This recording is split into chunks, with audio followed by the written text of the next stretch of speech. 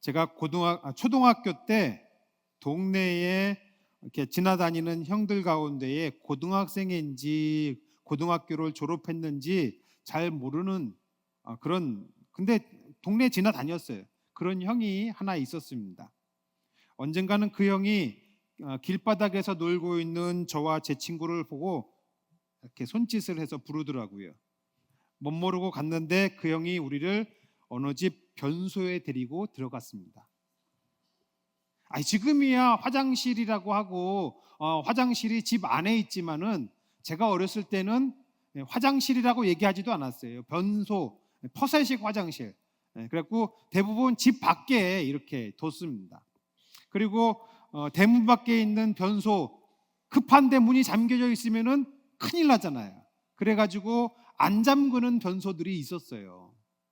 그 형이 저와 제 친구를 데리고 들어갔습니다. 그리고 거기서 담배를 꿰고 피는 거예요. 그러더니 초등학교 1학년, 2학년밖에 되지 않는 저희들한테 딱 내밀면서 한 번 펴볼래? 이러는 거야. 제가 그걸 받아가지고 한 번 피면 어떻게 될까요? 그날로 죽는 거죠. 어머니한테 야단 맞습니다. 게다가 우리 작은 누나, 2살 많은 누나가 불꽃 같은 눈동자로 이렇게 보고 있는데 주변에 늘 제가 뭔가 일이 있으면은 바로 엄마한테 가가지고 꼰질렀거든요. 그러니까 큰일 나지. 그러니까 저는 무서워서 못 피겠다고. 근데 제 친구놈이 이게 호기심이 많아서 궁금한 거라 지가 한번 피워보겠대 하고서는 폈다가 컬럭 그걸로 끝났을까요? 어떻게 됐을까요? 그날 담배야 거기서 끝나요. 그런데 그 형이 다음에 또 불러가지고 구멍가게 데려가서 캐러멜 훔쳐오게 하고 사탕 훔쳐오게 하고. 여러분, 만약에 여러분들의 자녀가 어릴 적 제 친구 녀석처럼 동네 야같이 쫄따구 노릇을 하고 있는 걸 본다면 여러분들 자녀가 그러면 어떻게 하시겠습니까? 네 인생 네 거니까 네가 알아서 해라 하고 내버려 두시겠습니까? 아마 여기 아무도 그렇게 하지 않을 거예요. 그 양아치 고등학생인지 고등학교 졸업했는지 그 녀석은 아마 불러다가 혼쭐을 낼 것이고 내 아이도 어미 경계를 해서 야단을 치고 다시는 그렇게 양아치 쫄따구 짓을 못하게 막을 것입니다.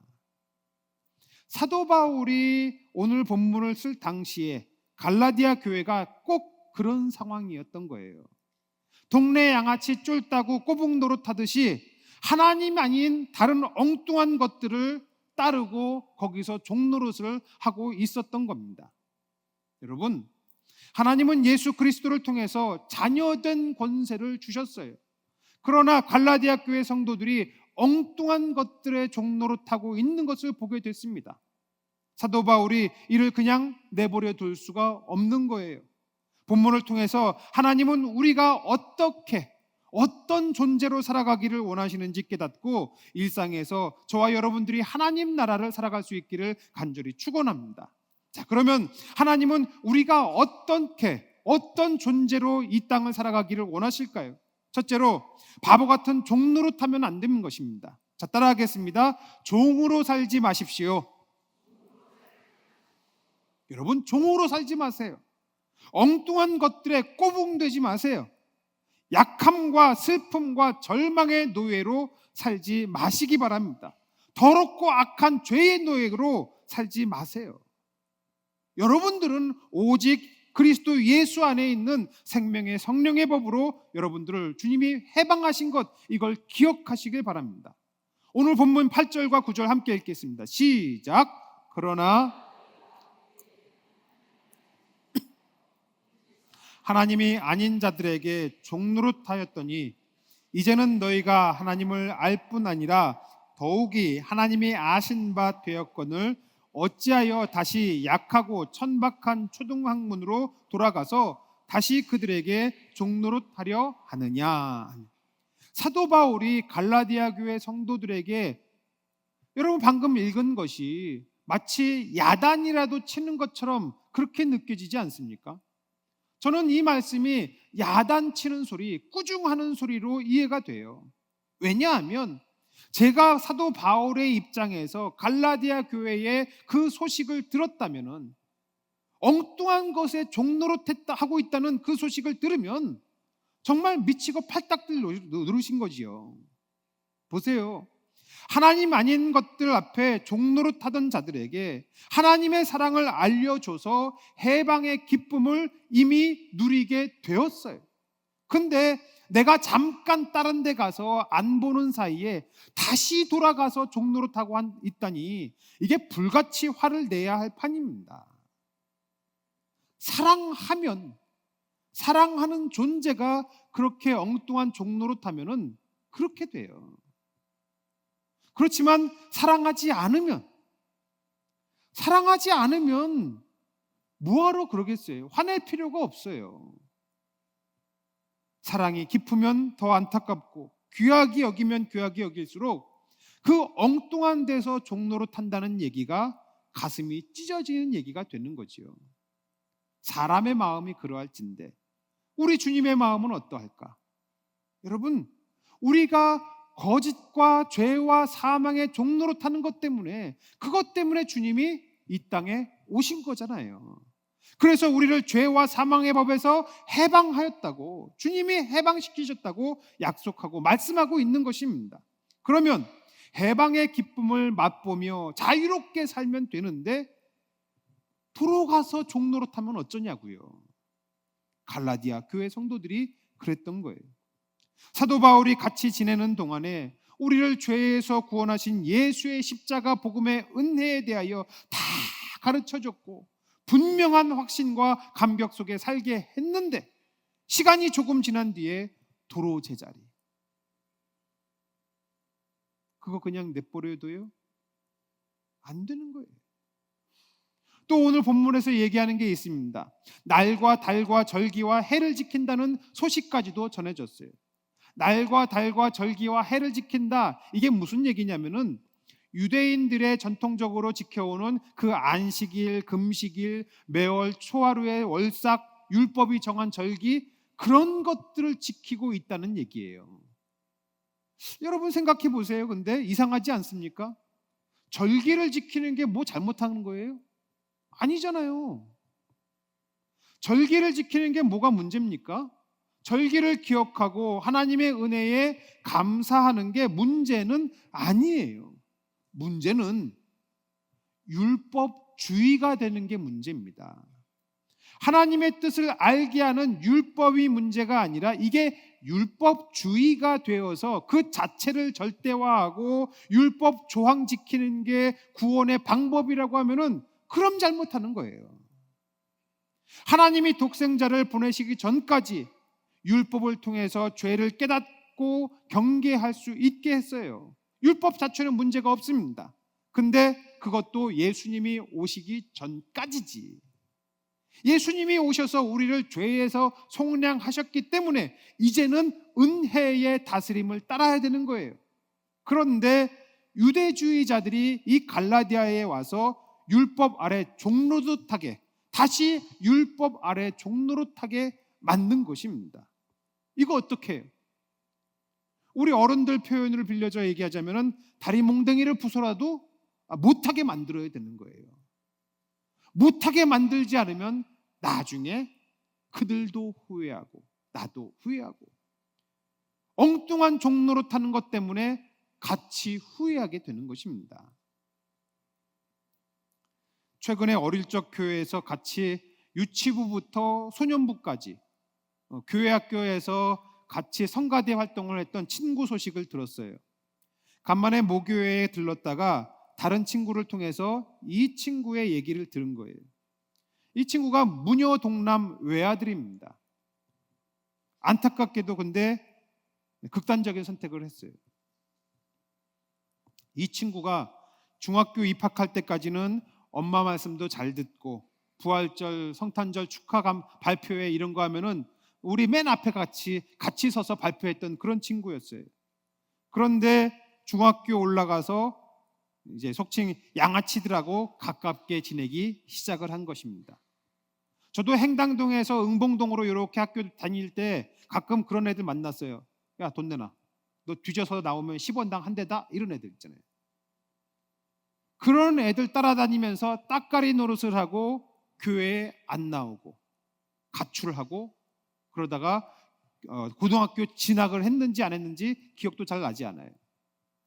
그 뒤로는 영 소식이 끊긴 채 지났는데 이 소식을 전해준 친구가 얼마 전에 자기 남선교회에서 교회 묘지 그 벌초하러 갔다가 이 친구의 묘비를 보게 된 거예요. 벌써 진작에 그 이제 별세일이 거기 적혀져 있잖아요. 벌써 진작에 그 소식을 들으니까 생각이 떠오릅니다. 말릴 걸. 그때 좀 더 붙잡아 둘 걸. 너 나중에 후회하지 말고 돌아오라고 얘기해 줄 걸. 한 번도 말리지 못한 거. 저러다 말겠지 하고 했던 게 뒤늦게 후회가 되는 거예요. 때때로 우리는 비슷한 상황에 있는 사람들을 봅니다. 동네 양아치 말고 약함과 슬픔과 절망의 꼬붕이 되어가지고 벗어나지 못하고 헤어나지 못한 채 어쩔 수가 없어 무력하게 지내는 사람들을 보게 돼요. 부정적인 생각과 우울감에 쫄딱으로 지내는 사람들이 주변에 많이 있어요. 알코올을 비롯한 이것저것 중독되어서 살아가는 사람들, 돈과 물질의 노예로 살아가는 사람들. 그렇게 살아가면 안 되는데 그런 소중한 사람이 엉뚱한 노예로 종으로 살게 되면은 그거 보는 게 가슴 찢어지는 거예요. 바라기엔 저와 여러분들 주변에 혹여라도 잘못된 것들의 종노릇을 지금 하고 있는 이들이 있으면은 그들을 위해서 기도해 주시고 그들에게 한 번 더 권하고 붙잡고 안아줄 수 있는 저와 여러분 되기를 간절히 축원합니다. 더불어서 나는 과연 엉뚱한 데서 종노릇하고 있는 건 아닌지 우리 자신을 돌아볼 수 있어야 될 거예요. 거짓된 욕망과 이기심의 종노릇을 내가 하고 있는 건 아닌가? 게으름과 낭비와 허비, 미움과 원망의 종노릇을 내가 하고 있진 않나? 누군가에게 인정받고 싶다는 열망에 휘둘려 사는 것은 내가 아닌가? 여러분들 돌아보실 수 있기를 바랍니다. 바라기는 저와 여러분들 그리고 우리의 가족들이 허튼 데서 종노릇하지 않고 오직 예수 그리스도 주님을 모시고 하나님의 자녀로서의 삶을 이 땅에서 살아갈 수 있기를 간절히 축원합니다. 둘째로 이미 여러분들은 하나님의 자녀예요. 자녀이면 자녀답게 살아가야 되는 것입니다. 자, 따라하겠습니다. 아들로 살아가십시오. 예수 그리스도는 우리를 아들의 명분을 얻게 하셨습니다. 그러므로 우리는 이 땅에서 아들로 살아가야 되는 거예요. 죽음까지 이기신 부활의 자녀로서 모든 것을 넉넉히 이기며 살아갈 수 있는 저와 여러분 되기를 간절히 축원합니다. 여러분들도 다 잘 아시던 것처럼 제가 초등학교 5학년 때 아버지께서 돌아가셨잖아요.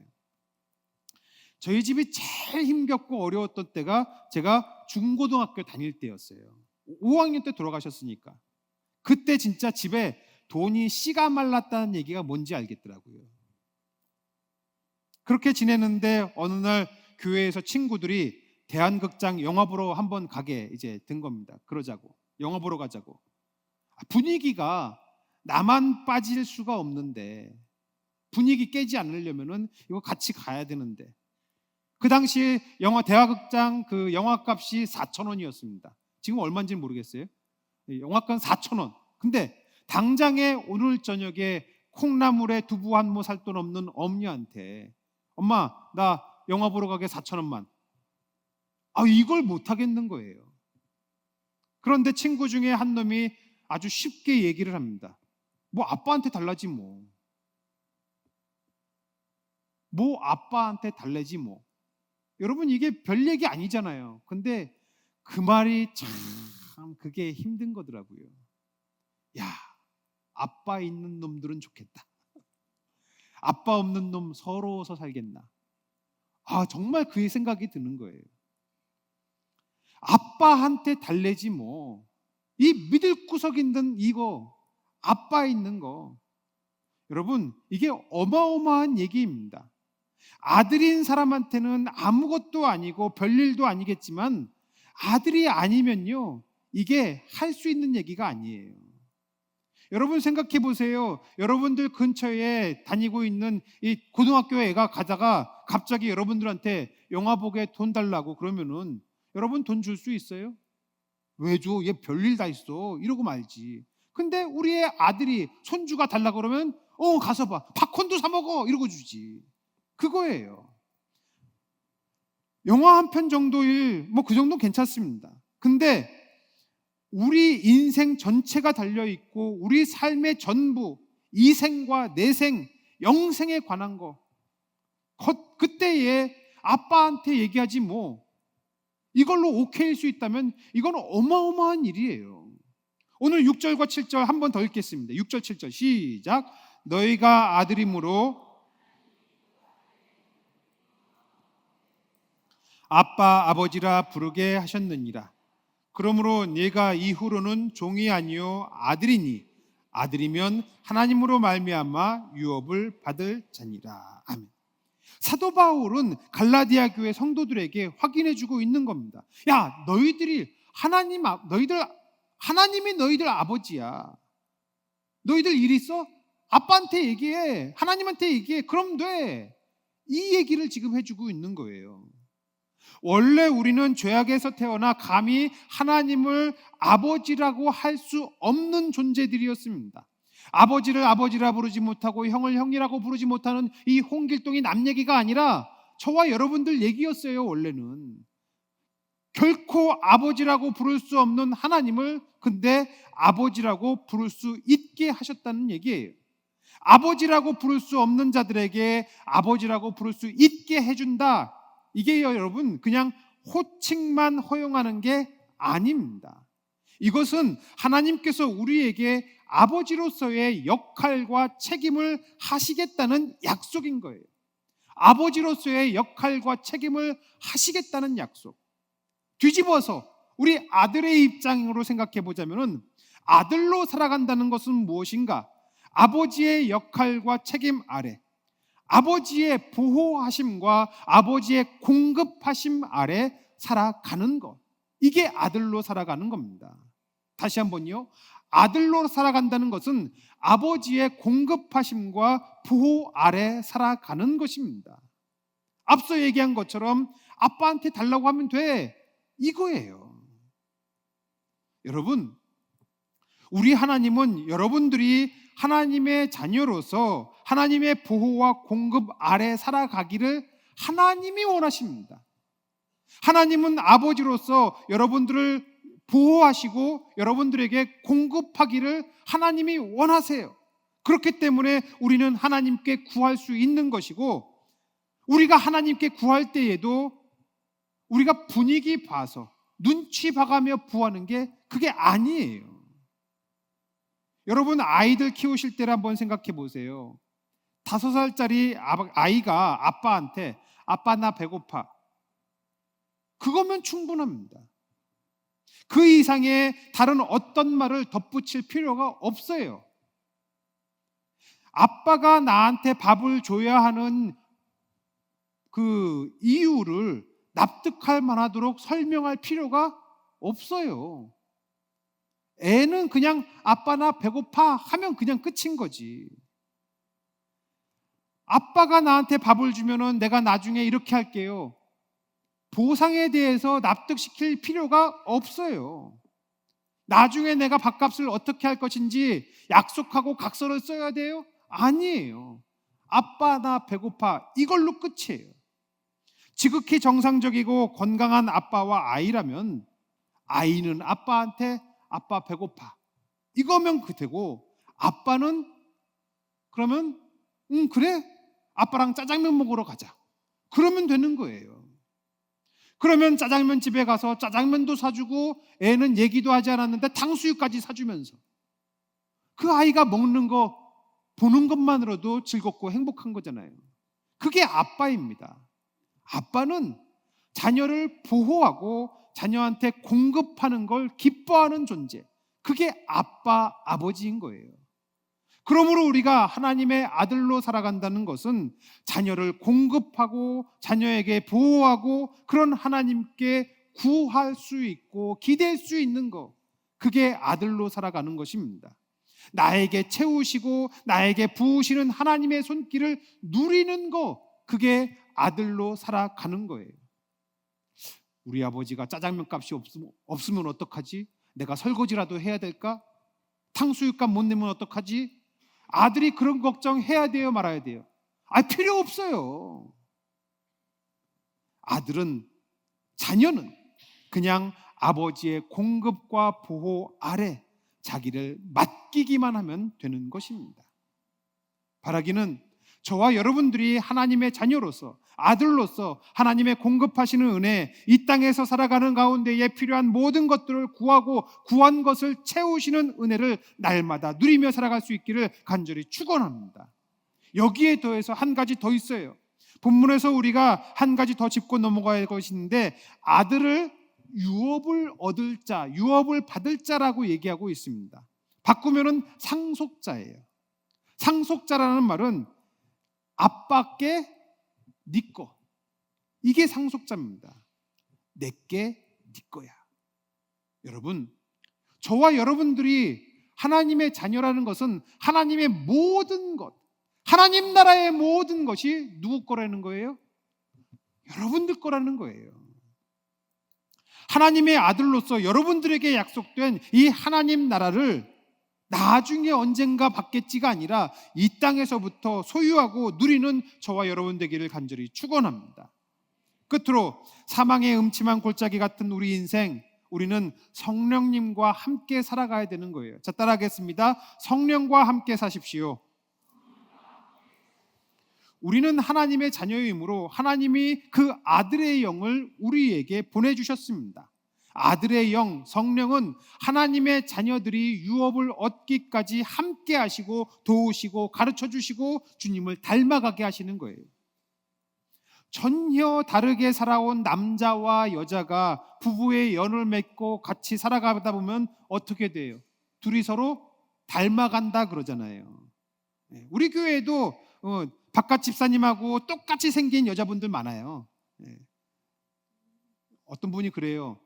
저하고 아내하고 비슷하다고, 닮았다고. 그 얘기가 누군가한테는 기분 나쁜 얘기일 수 있으니까 조심하시기 바랍니다. 부부만 비슷해지는 것이 아니라 아이들도 엄마 아빠의 유전자를 이어받아서 그 생김새가 붕어빵처럼 닮아가요. 같이 밥을 먹고 가족으로서 같이 희노애락을 함께하고 함께 울고 함께 웃다 보니까 말하는 것도 닮아가고 사용하는 단어도 닮아가고 감정을 느끼는 거, 표현하는 것까지도 닮아갑니다. 표정까지도 닮아가요. 제가 어릴 때에 저희 어머니가 그 얘기 늘상 하셨어요. 쟤는 걷는 모습도 지혜비하고 똑같아. 몰라요. 저는 저희 아버지가 어떻게 걸으셨는지. 근데 저희 어머니가 늘상 그 얘기 하셨거든요. 자녀는 부모를 닮아갑니다. 그러면 우리는 아버지 하나님을 어떻게 닮을 수 있습니까? 태초에 하나님이 사람을 만드실 때에 당신의 형상을 따라서 만들기는 하셨지만, 그러나 인간은 하나님의 거룩한 형상을 훼손했습니다. 우리의 죄 때문에 완전히 망가졌어요. 그런 우리가 과연 어떻게 하나님을 닮아갈 수 있을까? 오늘 본문 6절 함께 읽겠습니다. 시작. 너희가 아들임으로 하나님이 그 아빠 아버지라 부르게 하셨느니라. 우리가 하나님을 닮아갈 수 있는 것, 아들의 영을 우리 마음 가운데 주셨다는 것, 이겁니다. 성령을 통해서 닮아가는 거예요. 하나님께서 당신의 자녀들에게 주시는 것, 성령, 자녀들로 하여금 아빠 아버지라 부를 수 있도록 깨닫게 하시고 알게 하시는 것, 성령, 우리로 하여금 하나님의 자녀로 살아가게 하시는 것, 성령. 하나님을, 아버지를 닮도록 하는 이 성령께서 하시는 것입니다. 그러면 성령이 우리를 어떻게 닮아가게 할까? 같이 읽어요. 시작. 무릇 하나님의 영으로 인도함을 받는 사람은 곧 하나님의 아들이라. 하나님을 닮게 하기 위하여 저와 여러분들을 인도하십니다. 인도한다는 게 뭐예요? 여러분, 인도라는 말은 끌 인자에 인도할 도자입니다. 끌 인자에 인도할 도자. 인도할 도자가 참 재미있어요. 인도할 도자가 길도자에 그 다음에 뭐가 붙었어요? 마디촌자가 그 밑에 있잖아요. 길을 인도하는데 한마디 한마디씩 인도하는 거예요. 요만큼씩 요만큼씩. 징검다리를 밟고 가야 되는데 너 요거 밟어. 그 다음엔 요거 밟어. 그 다음엔 여기. 그 다음엔 여기. 하나하나 세심하게 촘촘하게 그렇게 가르쳐 주는 거, 그게 바로 인도하는 것입니다. 우리로 하나님 아버지를 닮게 하기 위해서 성령께서 여러분들 하나하나 세심하고 촘촘하게 디테일하게 가르쳐 주신다는 거예요. 여러분, 이게 금방 끝나는 게 아닙니다. 성급하게 서두를 일도 아니에요. 시간을 두고 오랜 동안 반복해서 디테일하게 배워가는 것입니다. 성령의 인도하심을 천천히 곱씹으면서 따라가서 여러분들과 제가 정말로 디테일하게 아버지 하나님을 닮아갈 수 있기를 간절히 축원합니다. 또 있어요. 성령이 우리가 어떻게 기도해야 되는지 알려주세요. 우리의 기도를 하나님을 닮아가게 하시는 거예요. 저와 여러분들의 기도가 갈수록 더욱더 주님을 닮을 수 있기를 간절히 축원합니다. 우리의 라이프 스타일이나 우리의 언어 습관이 주님을 닮는 것도 참 중요한데, 더 중요한 거, 우리의 기도가 주님의 기도를 닮는 거예요. 여러분, 기도에는 우리의 소망과 갈망이 담기게 되어 있습니다. 기도에는 아직 내 삶 가운데에 이루어지지 않은 미래가 담기게 되어 있어요. 우리의 어제가 주님을 닮는 것도 중요하겠지만은 나의 내일이 더욱더 주님을 닮아가야지요. 그러기 위해서 우리의 기도가 주님의 것을 닮아야 되는 것입니다. 또 있어요. 우리의 형상도 주님을 닮아가야 됩니다. 오늘 본문에서 얘기하는 거, 여기서의 형상, 저는 우리의 표정과 눈빛으로 이해할 수 있다고 봐요. 우리의 표정과 눈빛이 갈수록 주님을 닮아가, 성령께서 닮아가게 하시는 거예요. 우리의 표정과 눈빛이 성령으로 인해서 예수를 닮고, 사람들은 나의 표정과 눈빛을 통해서 예수의 표정과 눈빛을 발견하게 되고, 그렇게 시간이 지날수록 우리의 형상은 주님을 닮아가는 겁니다. 저와 여러분들의 표정도 주님의 표정을 닮을 수 있기를 간절히 축원합니다. 같이 읽겠습니다. 시작. 어떤 사람에게는 성령으로 말미암아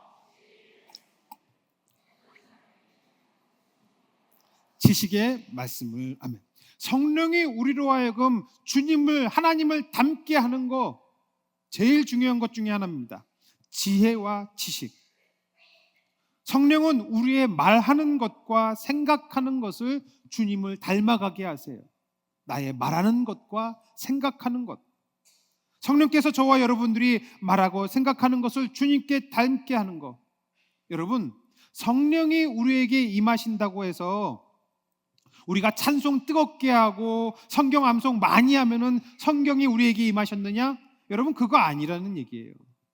우리의 말하는 것과 생각하는 것이 주님을 닮아갈 때에 성령이 나에게 임하신 것입니다. 여러분들의 생각하는 것과 말하는 것이 정말로 주님을 닮아서 성령 받은 자 되기를 간절히 축원합니다. 우리가 그렇게 살아갈 때에 주님을 닮아서 아버지 하나님을 닮아가면은 거기에 더해 성령의 열매를 맺게 하시고 성령의 능력을 더하셔서 복음도 전하게 하시고, 성령은 이처럼 우리의 일상 가운데에 다양한 방식으로 개입하시고 저와 여러분들을 변화시키시고, 그리고 결국에는 어떻게 나아가게 하나, 성령이 우리의 삶 가운데에 개입하셔서 몰아가시는 그 꼬린 지점이 과연 뭐겠습니까? 바로 예수 그리스도인 거예요. 예수 그리스도를 완전히 닮아가게 하는 거, 이게 성령이 저와 여러분들로 하여금 지속적으로 바꾸어 변화시켜 가시는 것입니다. 이것이 성령의 동행하시는 목적이에요. 여러분이 하나님을 아빠, 아버지라 부르며 산다는 것은 성령의 인도하심에 따라서 아버지를 닮아 나아가는 것입니다. 바라기는 성령의 이끄시고 함께 하심에 순종해서 정말 저희 어머니가 저한테 얘기하셨던 그 얘기처럼 쟤는 걷는 것까지도 지혜비하고 똑같아. 이 얘기처럼 여러분들의 걷는 모습까지도 하나님과 똑같게 되기를 간절히 축원합니다.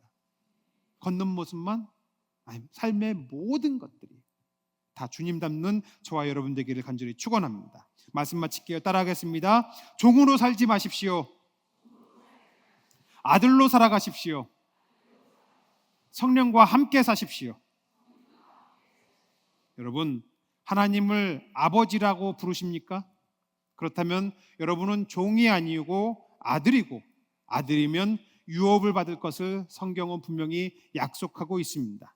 그러니 오늘 지금 내가 겪는 일들이 힘들고 어렵더라도 오늘을 약속의 자녀답게 하나님의 방식으로, 예수 그리스도의 방식으로 살아가는 저와 여러분 되기를 간절히 축원합니다. 아멘.